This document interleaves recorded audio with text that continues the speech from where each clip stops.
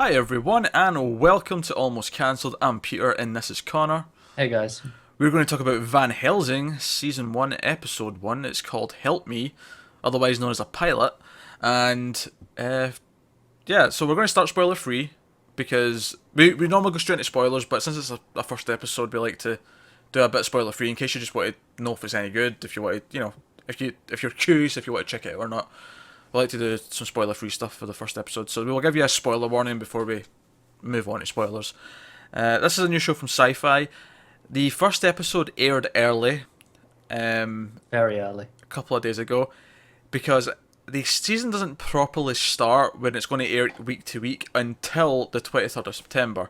And the 23rd will be a repeat of this episode, so it'll actually be the 30th of September. Will be the next time we get a new one, yeah. Yeah, so this is like... So that's literally 2 months. Because this was 31st of July. Yes. Yeah, so that's literally 2 full months. Yeah, that's a huge gap. I mean, we Night of did this. Mr. Robot did it by like 2 days, and that was fine because that was a two-parter, and we got the second part. You know, on 2 days this, later. yeah, That was good. That's a nice amount of time for an early preview. It's like, oh, you're excited. yeah. You get it early. It's like, yeah, but you don't have to wait too long for any more. Outcast done it as well. It's something that Cable's been doing recently for some reason, but whatever. 2 months seems like a long time. But anyway, let's talk about it. Van Helsing. It is a vampire show, but it's also post-apocalyptic, and it's about Vanessa Helsing, who is the descendant of Van Helsing, who, of course, if you're familiar with your Dracula lore, is the guy who hunts Dracula in the book. Yeah. And obviously there was a movie with Hugh Jackman, which was pretty shit. And Did have Kate Beckinsale, though, didn't it? well, it did, but Redeeming points. I'm just throwing it out there. yeah, she has a history of being in really bad vampire movies. Actually, now that I think about it, Not all the Underworld ones are really bad. I only seen the first one, but I hated that, so I never watched the Oh, rest. I think the first one's all right, personally. Yeah, well. It's not great, don't worry. It's not a good movie, but it's fun. Well, keep Connor's opinion of Underworld in your head as he gives his opinion of this, just in case. Although that said, I sound like I'm setting up to say that this was bad. It actually wasn't. I actually thought this was not. This was actually pretty decent. That was all right. I thought I don't know. I think I went in expecting mediocre. I don't know if it's just because with sci-fi shows, I expect mediocre more often than I expect good.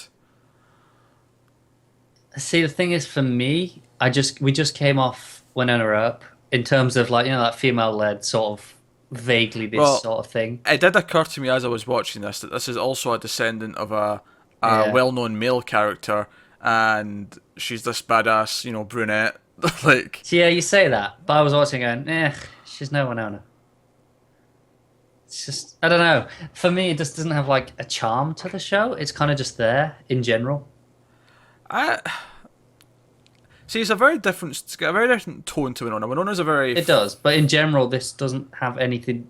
It like a unique thing to it for me. well. See, no, I can't disagree with that. I think now I'm somewhat sick of vampires in general, just because of the overexposure of the last few years, and not to mention that, but also the fact that most vampire stuff in the last decade has been terrible because it's been things like Twilight, True Blood, all this teeny bopper romance nonsense. Okay, so True Blood was 20 somethings romance nonsense, but it was romance nonsense nonetheless. And there's not been a lot of great I mean, that's not to say that good vampire romance doesn't exist. It does. Like, some of the best vampire movies ever made have a romantic element to it. But there's a specific teeny soap opera-ish sort of thing we were getting for a long time now. Twilight-ish is the word you're looking for. Twilight-ish. Yeah. It's probably not the first one, but it's definitely the one that made it It popularized it. Yeah. That is Made it a the thing. iconography for that subgenre of shite. doing its best to rip off Buffy and being horrendous. Yeah. So, but this for me, this in a lot of ways, this was more of a zombie show than it is a vampire show, because Yeah, it was. they drink blood, so they're vampires, but they seem to, and they do. It didn't seem like they were affected by sunlight, but they are Oh, affected but by. they had the UV light, so Well, that's what I was just going to say. Like, but the sunlight seemed to do nothing because they were out in daylight. Yeah, but it's always really obscured with it's always very cloudy when we see outside with them, isn't it? That's true, but Yeah. but UV light definitely does affect them, and but the way the whole being infected with a vampire thing has been treated very zombie like because they it's like one bite and you're a vampire, and also even the way that they're all angry and they're not like walking about and being smart, you know, Yeah, they're all like very zombie like. it's kind of 28 days later zombies Yeah, 20 Days Later zombies, but with a couple of key vampire like traits. traits. Yeah. Yeah. Um, but no, I thought this was alright, and I think the reason why I thought it was alright is that it felt like it had a higher budget than most sci-fi shows Yeah, that's fair. because it looked a little bit slicker. There was a bit more interesting camera work going on with tracking shots and things like that. I thought the cast, for the most part, was better than some of the other sci-fi shows as well. So certainly thinking back to like the premieres of Dark Matter and stuff like that. Yeah, no one stood out that badly, I don't think. No one did. And I kind of like the tone. Like it has this very. It reminded me. If I'm going to compare it to a movie, I would compare it to something maybe like Day of the Dead, where they've got their base, their bunker that they're sort of staying in, and they're sort of living out of that. And Yeah, do you know what? I think this is kind of the weird problem. Like, I'm not that big on zombies, but I prefer vampire stuff to zombie stuff. So when this was kind of just zombies, it kind of turned me off a little bit. I'm just, I don't, that doesn't do as much for me. So I was a little bit disappointed by it in that regard. see, I prefer zombies. So that's fine. I get why people do, but just zombie stories as a whole, they don't tend to do that much for me. Yeah, but this also has the chosen one elements because Vanessa Helsing seems special in some way. Yes, because that's not been done everywhere. Not in a That zombie story. has it not? No. Name me one zombie story where there's a No, chosen no, that's a one. good point. I just assumed it must have been done by now, but you're right. I can't think of any. Yeah, it's never really All right, I'll give you that. been like that. Um, yeah, no, I kind of liked it. Like I thought it had a good tone. It felt like there was a couple of off moments, which I'll get to in the spoilers. But I thought it kept an interesting tone. I thought the main characters seemed interesting enough as a group. SyFy seemed to be behind it because they're letting them drop f-bombs. They're muting them like Mr. Robot does, but like that was weird. I'd never seen that in SyFy before. No, I don't recall hearing. And they muted the first couple so well because the first couple is just someone says motherfucker, but they muted it so well, like it was so like tastefully muted that I just heard mother. I didn't realise they were saying motherfucker at first. Yeah, And it wasn't until the following scene when someone just said fuck off or something to that effect. I was like, oh right, no, they're actually saying fuck and muting it because I Yeah. could see their mouth properly this time. And I was like, oh, that's interesting. I didn't know SyFy did that. But no, no, I'll give it credit there. no, I was intrigued. I thought it was I will say I liked the hook at the end. I did quite like that. which is also unique. We'll talk about that in the spoilers. But the Yeah. cliffhanger thing is definitely new. Whether you're counting this as a vampire or a zombie story, but it's new to both. Yeah, no, I'll give you that. It is. So I'm just overall, I'm just disappointed 'cause I wanted vampires and I got zombies mostly, and that just, just doesn't do it for me. see, this is playing more to my sensibilities. It has to be a really good special zombie story for me to care about zombies. Huh. And you know what? Maybe this will be eventually, but right now I can't see it as that. Well, given that looking at the trend that Winona had, when I wasn't that impressed with the first episode, but by the last half of the season, it was proper good fun. And I was more into Winona at the start, so maybe I'll come around this time. But I'm actually proper game to do episode 2. Like I'll admittedly, do it if you want to. If you're that into it, I'll go for it. I mean, I talked you into Winona, so you Yeah. can talk me into this. That's fair. right. And admittedly, it's 2 months, which is fucking weird. That anyway, 2 months for the next It's one. always bullshit. I feel like I'm gonna have to rewatch this before that. I know, because I'm going to forget. I won't remember a damn thing about this in 2 months, especially as that's at the end of like 2 weeks of pilots. That's a good point. Yeah, this is right in the middle of pilot season when this comes back. But no, I thought it was good. I think if you like this type of horror story, if you like the band of survivors being holed up in like a safe place where everything's dangerous outside, and they've got like traps set at the doors to like stop any of the creatures from getting in. In this case, it's vampires that are more like zombies than vampires, but I'm starting to think they only did that so they could have easy weaknesses, like the UV lights. Just so they could have stuff like that. Well, And yes, the blood drinking. it's also worth mentioning that when they attack the vampires, they don't seem to try to kill them in any of the ways that we're used to. They just shoot at them, and it seems to be I fine. actually thought at one point they'd done. I think it was the underworld route of UV bullets. Because it didn't seem like certainly there was no wooden stakes coming up. So Nope. I think shooting them seems to work, or at the very least, maybe they're I don't know bashing them in the head when the time comes.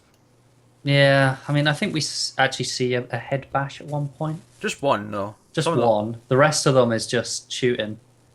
Yeah. But I thought it was a promising start. I mean, it didn't blow me away, but I certainly didn't think it was bad. Don't get me wrong. but And it I've didn't. seen so much worse. But with a lot of sci-fi pilots, like Hunters and Dark Matter, and there's a lot of them where I came off feeling just kind of apathetic. Like you just gave me a very cliched, like thing that I've seen before, and it felt very bland and cheap. Whereas with this, as much as they're mixing a lot of different things from vampire and zombie like genres, there was new stuff added in. But more importantly, it was filmed in a captivating enough way. Because what I really liked about this actually is, they don't immediately jump to Vanessa. She doesn't actually really come into the episode till about halfway through. They sort of tease her up until that point, and I actually kind of liked that. That showed more creativity than I'm used to in sci-fi, and I sound like I'm really bashing on sci-fi as a network right now, but You have come to expect a certain level of quality from sci-fi. And it's not unjustified. yeah, like I expect a level of generic style. Yeah. And Winona overcame that by being really witty and funny and having characters that would crack jokes against each other. But the plots were pretty generic, kind of, for the most part. Whereas this, it felt like the way the story was being told was a little less generic for TV. Yeah, I'll give it the fact that they could go that long without their title character, like barring the minute and a half you get at the start, if that. It shows confidence in the rest of your cast. I think Yeah. that you're aware right away you need to have a decent supporting cast if you're going to focus on them for the first half of your first episode. Because they set up the main guy whose name is Axel, which other than Vanessa's the only name that I'm going to remember, because I don't even think they'd said the other names, to be I honest. think there was a Ted in there somewhere. Possibly. There's a deaf guy. There's a black kid who's wearing a Nirvana t-shirt, so he gets instant points from me. Yeah, and he has a cool staff stick thing. Yeah, he was hurling that about. He's going to be fun. I can tell. I'll give him that. I'll give you that. It does seem like it could be pretty fun. We've got the guy who wanted to go out and see his wife and has a bit of a temper. Like they were distinguishing enough right away. Like the group, I can, You There's a can't name them, but you can individually Yeah. place them. Yeah. Yeah, and then there was the woman who was kind of moody, but and then there was the nurse character who was there as well. And I feel like I can get a clear sense of the group. Certainly, Axel got the focus in this episode because he was the one who was already there and he was whatever. But I feel like I got a sense of who they were, and yeah, I think it left me intrigued with some questions at the end. Not just because of the ending, but because of just like Vanessa's past and why is she the way she is? What is she? What is her backstory?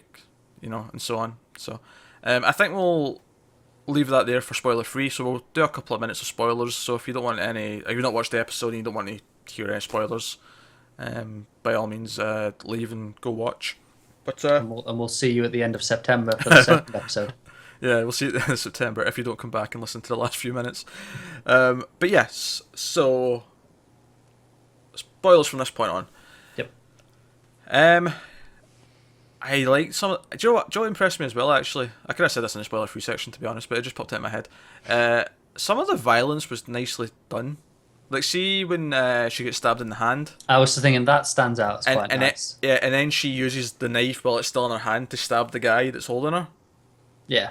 Yeah, actually, this is a spoiler, so yeah, it's a good job. That is a spoiler, yeah. But see, when she does that, I was like, that was pretty badass, and it looked Yeah, quite I good. did like that moment. That was pretty cool.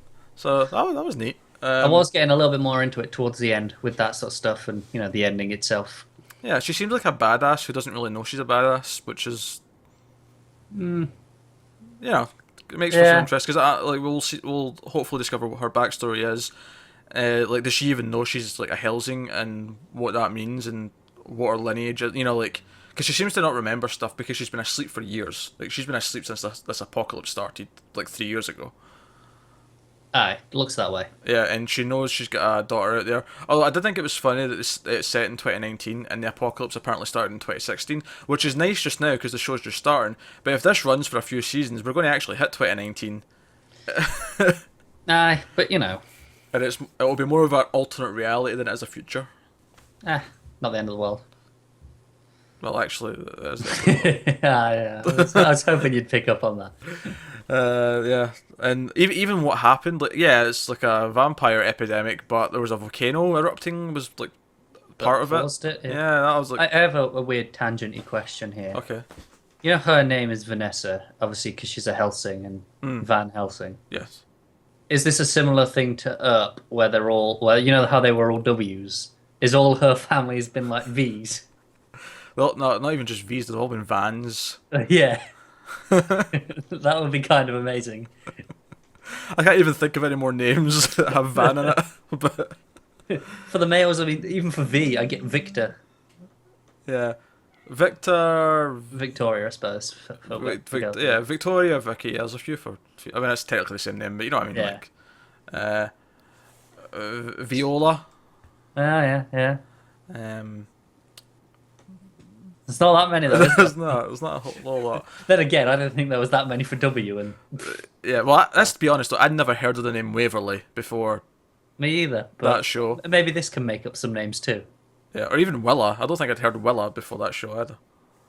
No, I've heard that. No, they sound like real names. I'm not saying they made No, them no, up. so I've heard that one. Yeah, but they were new to me. But hey, yeah, you've been on a tangent here. No.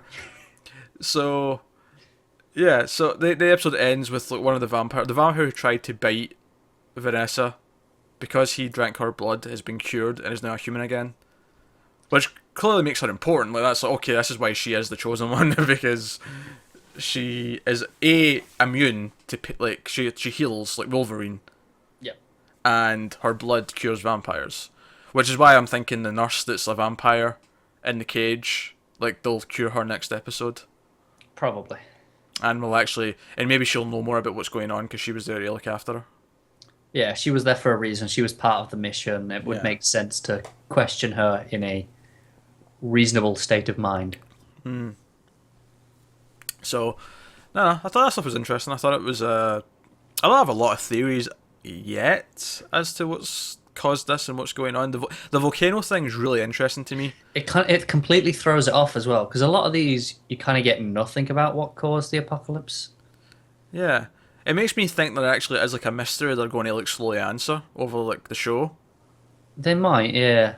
And like, even if they don't have like a dead set answer, but there's going to be more to it. They're going to like build to it and like. Why a volcano? It's such a weird thing to throw out there as this is what happened. Yeah.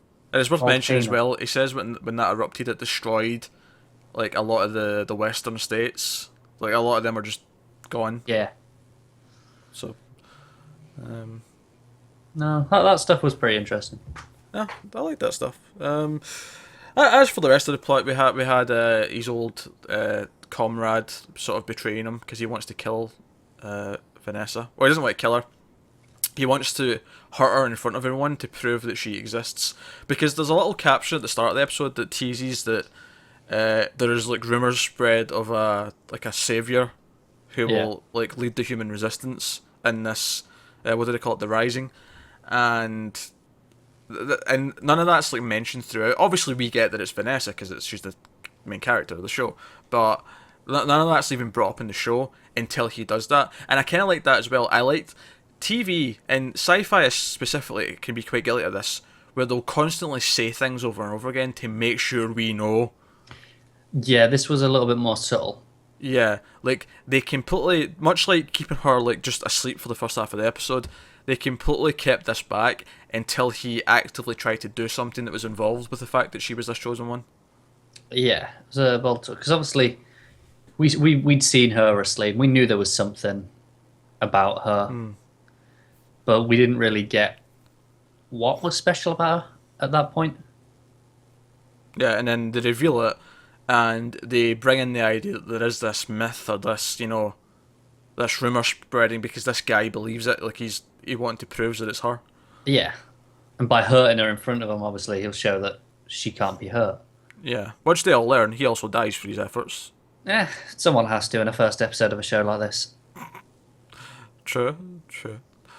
Uh, actually, I did enjoy you mentioned the head bashing. Like the woman who's been like she's going to feel bad now for killing her friend to stop her becoming a vampire when she now knows that there's a cure for it. I kind of hope it deals with that because it would be something a little bit more interesting to put out there. I think. Well, it's completely different from every in almost every, and I'm comparing this more to zombie stories than I am vampire stories, but they both kind of apply here. But zombies more specifically, is there's always that thing in zombie stories where the characters have to accept that the people aren't people anymore and they have to defend themselves and kill them. Yeah. So it's a really interesting twist on that to then say a couple of years into the apocalypse, oh, by the way, we now have a cure. Anyone who's a zombie, we can turn them back. Like, how would that make you feel if you'd shot like half your family in the head? Yeah, it's rough, but you got to go, well, that's what the situation called for. But I hope they, deal with that and have the character feel guilty. Because obviously she didn't feel guilty in the moment. She was like, no, fuck you, you're turning. Yeah. I mean, I think she did say sorry that she was doing it, but... Yeah, but it wasn't guilty, was it? No, it wasn't guilty, it was like... This is what has to be done. Yeah, this is fucked up, but this is routine now. Like, this isn't the first time I've had to do this, so... Yeah. This is the world now, so... No. I think the fact that we tangented a little bit, but the fact that we've went 20 minutes talking about this shows that there's more in this than most typical sci-fi shows in their first episodes. Yeah, like I said, I didn't feel it as much just because I'm not big on zombie stories, but it wasn't anything wrong with it either. Like there was good stuff in there. Did have some interesting little extras.